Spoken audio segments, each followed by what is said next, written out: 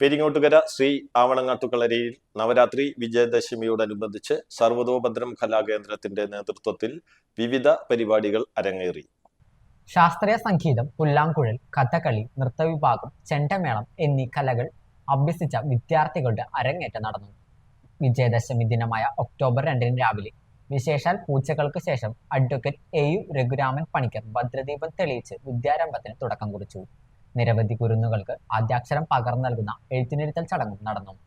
തുടർന്ന് ശാസ്ത്രീയ സംഗീതം, കഥകളി വേഷം, ഭരതനാട്യം, കുച്ചിപ്പിടി, മോഹിനിയാട്ടം, കളരിപ്പയറ്റ് എന്നീ വിഭാഗങ്ങളിൽ വിദ്യാർത്ഥികളുടെ വിദ്യാരംഭം കുറിച്ചു. വൈകിട്ട് കഥകളി, പഞ്ചരത്ന കീർത്തനാലാപനം എന്നിവയും ഉണ്ടായി. 650-ൽ പരം കുട്ടികൾ വിവിധ പരിപാടികൾ പങ്കെടുത്തു.